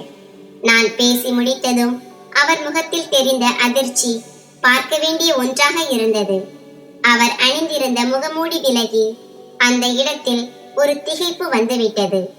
தன் வேலையை பற்றியும் அடையாளத்தை பற்றியும் என்னிடமிருந்து கேட்பது அரிஹந்திற்கு ஒரு வெடிகுண்டு வெடித்தது போல் இருந்தது. அவர் முகம் வெளிரி போனது. சில நொடிகள் அவர் அமைதியாகவே அமர்ந்திருந்தார். பிறகு ஒரு நீண்ட மூச்சு விட்டு தன்னை நிதானப்படுத்திக் கொண்டார். உங்களுக்கு எப்படி தெரிந்தது என்றார். எனக்கு எப்படி தெரிந்தது என்பது முக்கியமல்ல, நீங்கள் இங்கே ஏன் இருக்கிறீர்கள் என்பதுதான் முக்கியம். என் குரலில் இப்போது பயம் துளியும் இல்லை. அதிகாரமும் உண்மையை அறியும் துடிப்பும் மட்டுமே இருந்தது. அரிகன் இனி பொய் சொல்லி பயனில்லை என்பதை புரிந்து கொண்டார். அவர் சொன்னார், பாருங்கள் அவனி மேடம், என் வாடிக்கையாளரின் விவரங்களை என்னால் சொல்ல முடியாது. இது என் தொழில் தர்மத்திற்கு எதிரானது. அவர் சொன்னதை கேட்டு நான் கசப்புடன் புன்னகைத்தேன். தர்மமா? ஒரு பெண்ணின் வாழ்க்கையை தேடி பார்ப்பதும் அவளை உளவு பார்ப்பதும் உங்கள் தர்மத்தில் அடங்குமா? அந்த தலையீடு என் வாழ்க்கையை அழித்து விட்டது. இப்போது அவர் ஏன் மீண்டும் என் வாழ்க்கையில் வர துடிக்கிறார், ஏன் தலையிடுகிறார் என்பதை தெரிந்து கொள்ள எனக்கு முழு உரிமை உண்டு. நீங்கள் உண்மையை சொல்லவில்லை என்றால் நாளை காலை உங்கள் மீது துன்புறுத்தல் புகார் அளிப்பேன். ஒரு வெற்றிகரமான தொழிலதிபர் அளிக்கும் புகார் ஒரு தனியார் துப்பறிவாளரின் உரிமத்தையே ரத்து செய்துவிடும் என்பது அவருக்கு தெரியும். என் மிரட்டல் வேலை செய்தது. அவர் தோல்வியை ஒப்புக்கொண்டார். சரி, எனக்கு தெரிந்த அனைத்தையும் சொல்கிறேன் என்றார். பிறகு அவர் சொன்ன கதை ஒரு சினிமா திரைக்கதையை விட குறைவானது அல்ல. அவர் சொன்னபடி என்னை வீட்டிலிருந்து வெளியேற்றிய பிறகு மாயா முழு வீட்டையும் தன் கட்டுப்பாட்டுக்குள் கொண்டு வந்தாள். ஆனால் எந்த வாரிசுக்காக இவ்வளவு நாடகங்கள் ஆடப்பட்டதோ அந்த வாரிசு பிறக்கவே இல்லை. 1 வருடம் கடந்தது. 2வது வருடமும் வந்தது. மாயாவிற்கு குழந்தை பிறக்கவில்லை. அவர் பல சாக்கு போக்குகளை சொல்லி விகானை தவிர்த்து வந்தார். இறுதியில் விகான் கட்டாயப்படுத்தி மருத்துவ பரிசோதனைகளை செய்தபோது மாயாவால் ஒருபோதும் தாயாக முடியாது என்ற உண்மை தெரிந்தது. இந்த உண்மை விகான் மீது மின்னல் தாக்கியது போல இருந்தது. தனக்கு எவ்வளவு பெரிய துரோகம் இழைக்கப்பட்டது என்பதை அவர் முதல் முறையாக உணர்ந்தார். இதற்கிடையில் என் மீது கொடுமை செய்த என் மாமியார் இப்போது உண்மையை உணரத் தொடங்கினார். ஒரு நாள் அவருக்கும் மாயாவிற்கும் இடையே பெரிய சண்டை ஏற்பட்டது. அப்போது அவர் விகானிடம் எல்லா உண்மைகளையும் கூறினார்.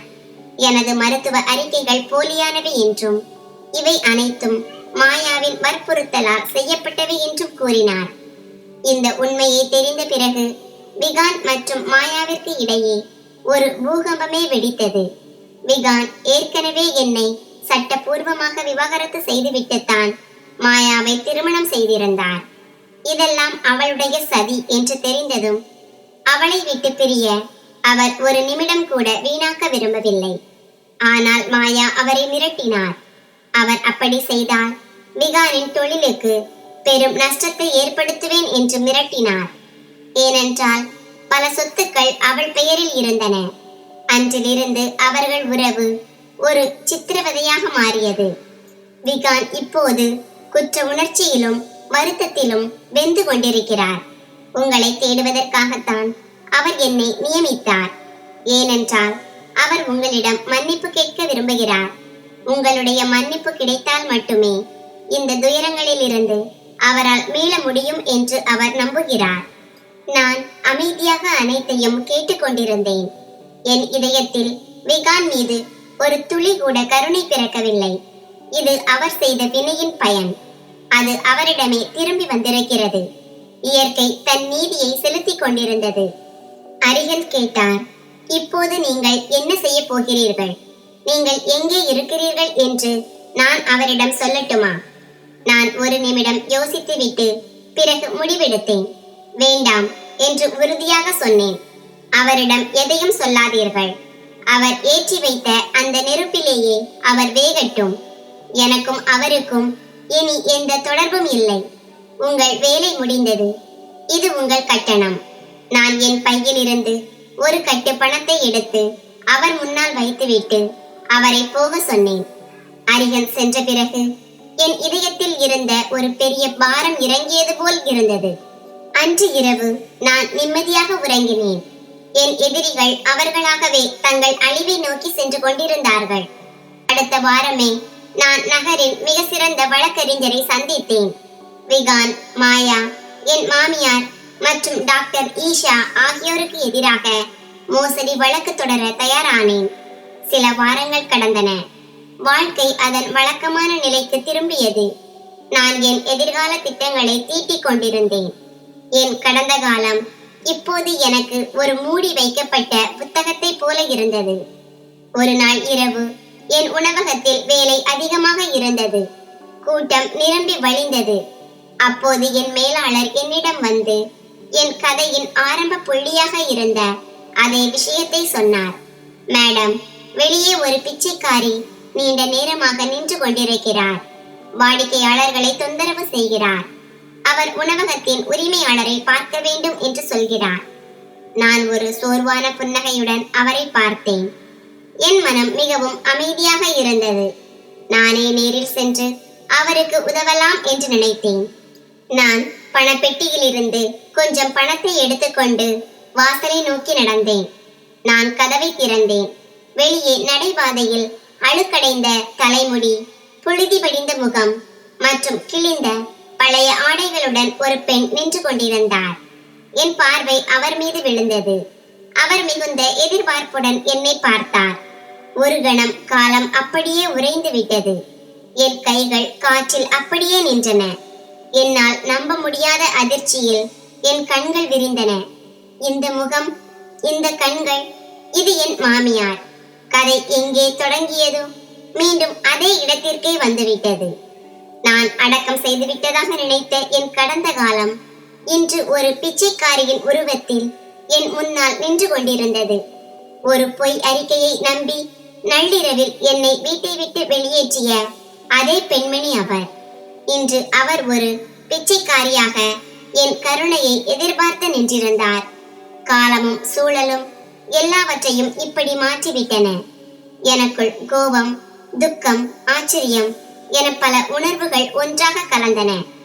என் உணவகத்தின் பாதுகாவலர்கள் அவரை அங்கிருந்து அகற்ற முன்னே வந்தனர். ஆனால் நான் கையை அசைத்து அவர்களை தடுத்தேன். என் மாமியார் என்னை அடையாளம் கண்டு கொண்டதும் அவர் கண்களில் கண்ணீர் வழிந்தது. அவர் கண்களில் ஆச்சரியமும் பயமும் ஒரு சேர தெரிந்தன. அவர் உடல் நடுங்கியது. சட்டென்று அவர் என் கால்களில் விழுந்து அழத் தொடங்கினார். என்னை மன்னித்துவிடு மகளே, என்னை மன்னித்துவிடு என்றார். நான் உனக்கு நிறைய அநீதி இழைத்து விட்டேன். பார், நான் செய்த பாவத்திற்கு இறைவன் எனக்கு எப்படிப்பட்ட தண்டனையை கொடுத்திருக்கிறான் என்று பார்.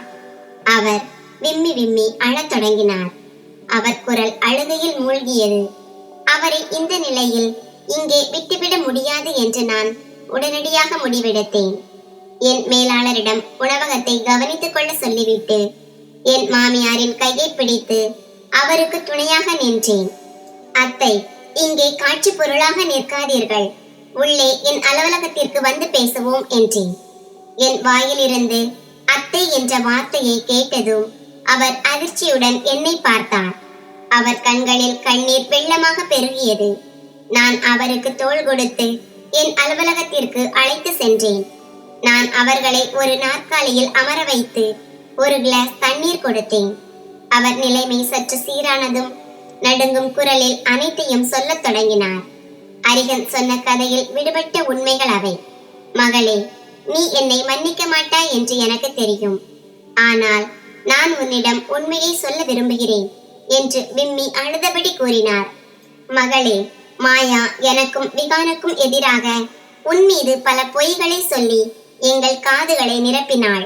உன்னை மருத்துவரிடம் அழைத்து சென்ற அந்த நாளில் அவர் ஒரு நீண்ட மூச்சு விட்டார். அன்று மாயா என்னை மிரட்டினாள். உனது மருத்துவ அறிக்கையை நான் போலியாக தயாரிக்கவில்லை என்றால் அவள் விஷம் குடித்து இறந்து விடுவேன் என்றும் அதற்கு நான் தான் காரணம் என்று ஒரு கடிதம் எழுதி வைத்து விடுவேன் என்றும் மிரட்டினாள். அதை கேட்டு நான் பயந்து விட்டேன். ஒரு பக்கம் என் மகனின் வாழ்க்கை, மறுபக்கம் மாயாவின் பழிச்சொல். நான் தவறான பாதையை தேர்ந்தெடுத்து உன் வாழ்க்கையை அழித்து விட்டேன் என்று தொடர்ந்து கூறினார். ஆனால் உன்னை வீட்டை விட்டு வெளியேற்றிய பிறகு என் மனசாட்சி ஒரு நிமிடம் கூட என்னை நிம்மதியாக இருக்க விடவில்லை. என்னால் இரவில் உறங்க முடியவில்லை. உன் அழுத முகம் என் கண்களுக்கு முன்னால் வந்து கொண்டே இருந்தது. ஒரு நாள் என்னால் தாங்க முடியாமல் நான் விகானிடம் எல்லா உண்மைகளையும் கூறிவிட்டேன். அன்று வீட்டில் ஒரு பூகம்பமே வெடித்தது. விகான் மாயாவிடம் இதை பற்றி கேட்டபோது அவள் மறுக்கத் தொடங்கினாள். அது மட்டுமல்லாமல் தலைகீழாக என் மீதே பழி சுமத்தினாள். எனக்கு வயதான காலத்தில் பைத்தியம் பிடித்துவிட்டது என்றும் அவளது வாழ்க்கையை நான் கெடுக்க பார்ப்பதாகவும் கூறினாள். விகானை எனக்கு எதிராக தூண்டிவிட்டு என்னையே வீட்டை விட்டு வெளியேற்றச் செய்தாள்.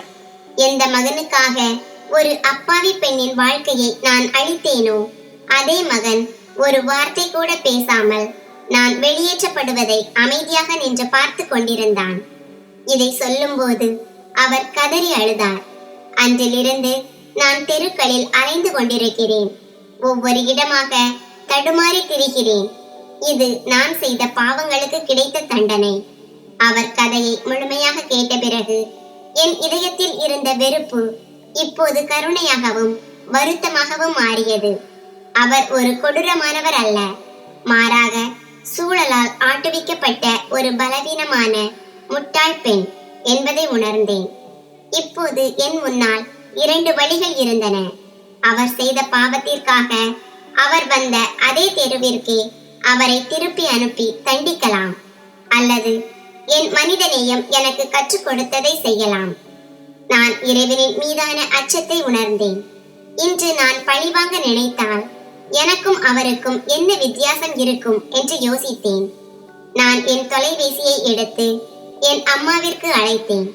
அம்மா, நீங்கள் நம்ப மாட்டீர்கள், இன்று நம் வாசலுக்கு யார் வந்திருக்கிறார்கள் தெரியுமா என்று கூறி அனைத்தையும் விளக்கினேன். பிறகு நாற்காலியில் இருந்து எழுந்து என் மாமியாரின் கையை பிடித்துக் கொண்டேன். அவர் பயத்துடன் என்னை பார்த்தார். நீங்கள் இன்று முதல் தெருவில் இருக்க மாட்டீர்கள், என்னுடன் என் வீட்டிற்கு வருவீர்கள் என்றேன். என் வார்த்தைகளை கேட்டதும் அவர் கண்களில் தெரிந்த அந்த வியப்பையும் உணர்ச்சியையும் என் வாழ்நாளில் மறக்கவே முடியாது. என்னிடமிருந்து என் வீட்டை பறித்த அதே பெண்மணி இன்று என் கருணையை நம்பியிருந்தார்.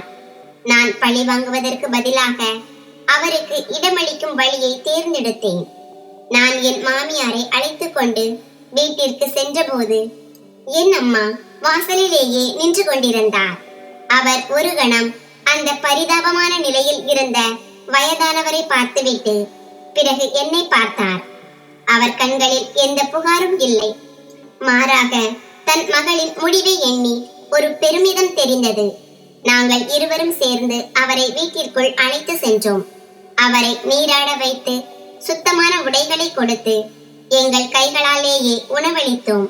ஒரு காலத்தில் ஒரு வீட்டையே அதிகாரம் செய்த அந்த பெண்மணி இன்று வெட்கத்தால் தலைகுனிந்து ஒவ்வொரு வாய் உணவையும் உட்கொண்டார். இந்த காட்சி எனக்கு உலகின் மிகப்பெரிய வெற்றி கணமாக தோன்றியது. அடுத்த நாள் நான் என் வழக்கறிஞரை சந்திக்க சென்றேன். என்னுடன் என் மாமியாரும் இருந்தார். அவர் அரசு தரப்பு சாட்சியாக மாற தயாராக இருந்தார். அவரது சாட்சியம் என் வழக்கை இன்னும் வலிமையாக்கியது. வழக்கறிஞர் உடனடியாக நடவடிக்கைகளை தொடங்கினார். சில நாட்களிலேயே விகான், மாயா மற்றும் டாக்டர் ஈஷா ஆகியோர் நீதிமன்ற கூண்டில் வந்து நிற்க வைத்தார். இந்த செய்தி அவர்கள் அனைவருக்கும் மின்னல் தாக்கியது போல் இருந்தது. அந்த மருத்துவரின் மருத்துவமனை உடனடியாக சீல் வைக்கப்பட்டது. நீதிமன்றத்தில் அனைவர் முன்னிலையிலும் உண்மை வெளிவந்த போது அங்கிருந்தவர்கள் அனைவரும் திகைத்து போனார்கள். மாயாவின் முகம் வெளிரி போனது. விகானின் முகத்தில் வெட்கமும் வருத்தமும் அப்பட்டமாக தெரிந்தது. டாக்டர் ஈஷா மீண்டும் மீண்டும் தலைகுனிந்து தப்பிக்க முயன்றார். ஆனால் சட்டம் யாரையும் விட்டு வைக்கவில்லை. என் வழக்கறிஞர் ஒவ்வொரு ஆதாரத்தையும் மிக சரியாக சமர்ப்பித்தார். யாருக்கும் தப்பிக்க வழியே இல்லை. இறுதியில் நீதிபதி தீர்ப்பு வழங்கினார். மாயா மற்றும் டாக்டர் ஈஷாவிற்கு ஏமாற்று வேலை மற்றும் போலி அறிக்கை தயாரித்த குற்றத்திற்காக தண்டனை கிடைத்தது. விகான் ஏமாற்றியதற்கும் கட்டாயப்படுத்தியதற்கும் பொறுப்பாளியாக்கப்பட்டார். அவர்களின் ஆடம்பரம், கௌரவம் அனைத்தும் மண்ணோடு மண்ணானது. அனைவரின் தலைகளும் குனிந்திருந்தன. அன்று ஒரு நள்ளிரவில் என்னை வீட்டை விட்டு வெளியேற்றிய இதே மனிதர்கள்தான் இவர்கள் என்று நான் அங்கே நின்று யோசித்துக் கொண்டிருந்தேன். இன்று அதே மனிதர்கள் நீதிமன்ற கூண்டில் நின்று தங்கள் செயல்களுக்கான தண்டனையை அனுபவித்துக் கொண்டிருந்தார்கள். தீர்ப்பு வந்த பிறகு நான் நீதிமன்றத்தை விட்டு வெளியே வந்தேன். என் மாமியார் என்னுடன் இருந்தார். அவர் கண்களில் கண்ணீர் நிற்கவே இல்லை. மகளே, நான் முன்பே தைரியமாக இருந்திருந்தால் உன் வாழ்க்கை இவ்வளவு பாழாயிருக்காது என்று மீண்டும் மீண்டும் சொன்னார். நான் அவர் கையை பிடித்து சொன்னேன், அத்தை, இப்போது எல்லாம் கடந்து போய்விட்டது. இனி நம் முன்னால் ஒரு புதிய பயணம் இருக்கிறது. உண்மை எப்போதும் வெல்லும் என்பதால் இப்போது எனக்கு யாரை கண்டு பயமும் இல்லை. மெதுவாக வாழ்க்கை மீண்டும் சீரானது. என் உணவகம் இன்னும் சிறப்பாக இயங்கியது. மக்கள் என்னை வெறும் ஒரு தொழிலதிபராக மட்டும் பார்க்காமல் தைரியத்திற்கும் மனிதநேயத்திற்கும் ஒரு உதாரணமாக பார்க்க தொடங்கினார்கள். என் மாமியார் இப்போது என் வீட்டிலேயே வசிக்கிறார். நான் அவரை மன்னித்து விட்டேன். அவர் ஒவ்வொரு நாளும் எனக்கு உதவியாக இருக்கிறார். சனம் போன்ற சிறுமிகள் தினமும் என் உணவகத்திற்கு பின்னால் இருக்கும் சிறிய கல்வி மையத்தில் விளையாட்டு மூலையில் வருவார்கள். அவர்களின் சிரிப்பொலியை கேட்கும் போது என் உழைப்பு வீணாகவில்லை என்று உணர்வேன். இரவில் என் அறை ஜன்னல் வழியாக வானத்தை பார்க்கும்போது இறைவனின் நீதியை என்னால் தெளிவாக காண முடிந்தது. நான் நிரபராதியாக இருந்தும் அவர் எனக்கு துயரங்களை கொடுத்தார். ஏனென்றால் என்னை இன்னும் வலிமையாக்க அவர் விரும்பினார். பிறகு அதே நீதியை என் வாழ்க்கையை அளித்தவர்களுக்கு முன்னால் கொண்டு வந்து நிறுத்தினார். அன்றுதான் நான் உணர்ந்தேன், பழி வாங்குவதால் ஒருபோதும் நிம்மதி கிடைப்பதில்லை. நாம் வீழ்ந்த பிறகும் எழுந்து நின்று நம் காயங்களை மற்றவர்களுக்கு மருந்தாக மாற்றும் போதுதான் உண்மையான நிம்மதி கிடைக்கிறது. என் கதை இத்துடன் முடிந்துவிடவில்லை. மாறாக இங்கிருந்துதான் தொடங்கியது. சூழலாலும் பொய் பழிகளாலும் நசுக்கப்படும் ஒவ்வொரு பெண்ணின் குரலாக நான் இருப்பேன் என்று என் மனதில் உறுதி பூண்டேன். இதுவே எனக்கு கிடைத்த உண்மையான வெற்றி. ஏனென்றால் நான் பழிவாங்கவில்லை, மாறாக நீதியையும் மனித நேயத்தையும் தேர்ந்தெடுத்தேன். இதுவே என் வாழ்க்கையின் மிகப்பெரிய பாடம். உங்களுக்கு அநீதி இழைக்கப்பட்டால் ஒருபோதும் மௌனமாக இருக்காதீர்கள். ஏனென்றால் மௌனம்தான் மிகப்பெரிய பலவீனம் என்று நான் அவனி சொல்லிக் கொள்கிறேன். ஆரம்பத்தில் நானும் எல்லாவற்றையும் சகித்துக் கொண்டேன். அனைவரின் பேச்சையும் நம்பினேன். காலம் மாறும், மனிதர்கள் மாறுவார்கள், சூழல் மாறும் என்று நினைத்தேன். ஆனால் உண்மை என்னவென்றால் சூழல் ஒருபோதும் தானாக மாறாது. மனிதன் தன் தைரியத்தை திரட்டி எழுந்து நிற்க வேண்டும். ஒருவன் தனக்காக தானே குரல் கொடுக்காத வரை வேறொருவர் அவனுக்காக போராட மாட்டார். மன்னிப்பது என்றால் தோல்வியை ஒப்புக்கொள்வது என்று நான் எப்போதும் நினைத்தேன். ஆனால் மன்னிப்பது பலவீனம் அல்ல, அது ஒரு மிகப்பெரிய பலம் என்பதை காலம் எனக்கு உணர்த்தியது. மன்னிப்பதன் மூலம் என் இதயத்தின் பாரத்தை குறைத்துக் கொண்டேன்.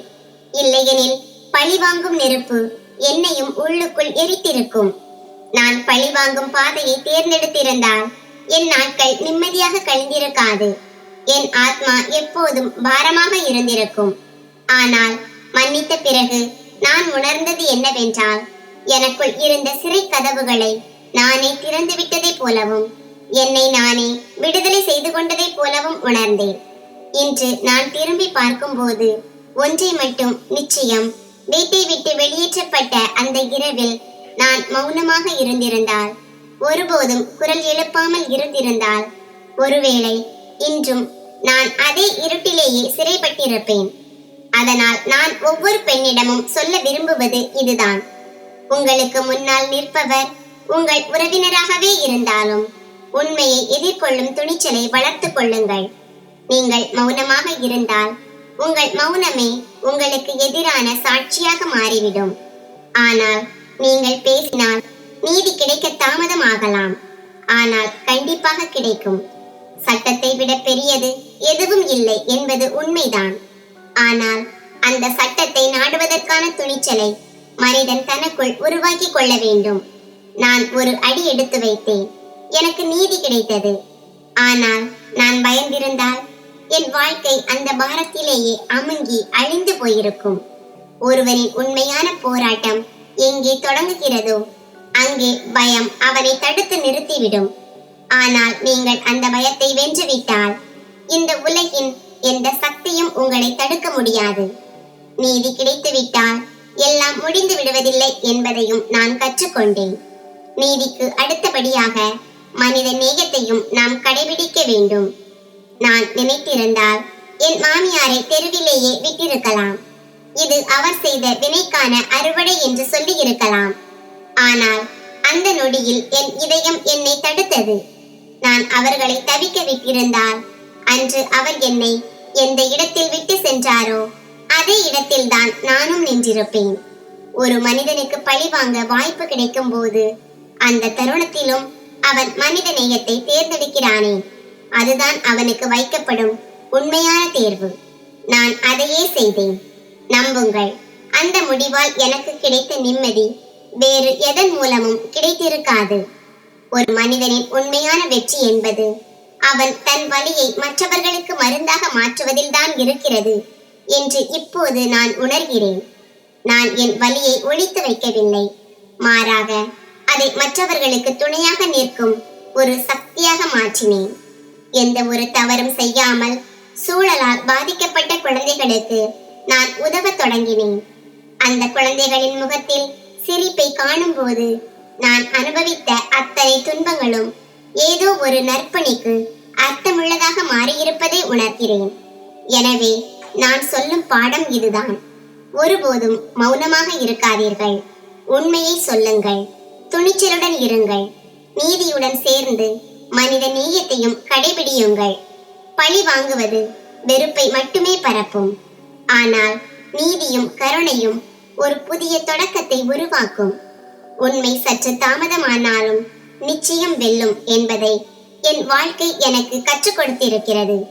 ஒரு மனிதன் உண்மையின் பக்கம் நின்றால் இந்த உலகின் எந்த சக்தியும் அவனை வீழ்த்த முடியாது.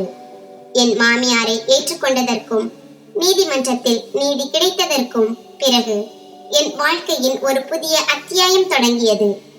ஆனால் இது முடிவல்ல. விகான் மற்றும் மாயாவிற்கு கிடைத்த தண்டனை எனக்கு ஒரு கொண்டாட்டம் அல்ல, மாறாக தீமைக்கு தீமையே முடிவாகும் என்பதற்கான ஒரு பாடம். என் போராட்டத்தை வெறும் என் வெற்றியோடு மட்டும் நிறுத்திக் கொள்ளக்கூடாது என்று நான் முடிவு செய்தேன். என் உணவகத்தின் லாபத்தில் ஒரு பெரும் பகுதியை ஒதுக்கி அவனி அறக்கட்டளையை தொடங்கினேன். பொய் பழிகளால் சமுதாயத்தாலும் குடும்பத்தாலும் ஒதுக்கப்பட்ட பெண்களுக்கு அடைக்கலம் தரும் மையமாக அது மாறியது. நீதிமன்ற தீர்ப்பிற்கு பிறகு டாக்டர் ஈஷாவின் உரிமம் ரத்து செய்யப்பட்டது. அந்த செய்தி நகரம் முழுவதும் ஒரு பெரிய விவாதமானது. இது மற்ற ஊழல்வாதி மருத்துவர்களிடையே ஒரு பயத்தை ஏற்படுத்தியது. இப்போது முழுமையாக மாறிவிட்ட என் மாமியார் என் அறக்கட்டளைக்கு வரும் பெண்களிடம் தன் கதையை கூறுவார். ஒரு தவறான முடிவு எப்படி முழு வாழ்க்கையையும் அழிக்கும் என்பதை அவர் அவர்களுக்கு விளக்குவார். அவனி என்னை மன்னித்து எனக்கு ஒரு மறுவாழ்வு அளித்திருக்கிறாள். இல்லையெனில் என் மனசாட்சியின் முன்னால் நான் அன்றே இறந்திருப்பேன் என்று அவர் அடிக்கடி கூறுவார். சில மாதங்களுக்கு பிறகு விகாரின் சொத்துக்கள் அனைத்தும் சட்ட சிக்கல்களாலும் மாயா செய்த மோசடிகளாலும் பறிபோனது என்ற செய்தி கிடைத்தது. அவர் இப்போது ஒரு சாதாரண வேலைக்காக அலைந்து கொண்டிருக்கிறார். ஒரு மாலை பொழுதில் அவர் என் உணவகத்தின் வெளியே நின்று கொண்டிருந்தார். அவர் கண்களில் பழைய கர்வம் இல்லை, மாறாக ஒரு ஆழ்ந்த ஏமாற்றம் இருந்தது. நான் அவரை உள்ளே அழைத்து உணவளித்தேன். பிறகு அவரிடம், விகான், நான் உன்னை மன்னித்து விட்டேன். ஆனால் காலத்தின் நீதிமன்றம் உனக்கு வழங்கிய தண்டனையை நீயே அனுபவிக்க வேண்டும். அடுத்த முறையாவது உறவுகளை மருத்துவ அறிக்கைகளை வைத்து அல்லாமல் நம்பிக்கையை வைத்து மதிப்பீடு செய்வாய் என்று நம்புகிறேன் என்று மட்டும் சொன்னேன். அவர் ஒரு வார்த்தை கூட பேசாமல் தலைகுனிந்து அங்கிருந்து சென்றார். அன்றுதான் என் பழிவாங்கல் முழுமையடைந்ததாக உணர்ந்தேன். வெறுப்பினால் அல்ல, அவருக்கு அவருடைய நிலையை உணர்த்தி என் கண்ணியத்தை நிலைநாட்டியதன் மூலம். இன்று பல ஆண்டுகள் கடந்துவிட்டன. சனம் இப்போது வளர்ந்து பெரியவளாகி விட்டாள். என் அறக்கட்டளையின் ஒரு முக்கிய உறுப்பினராக இருக்கிறாள்.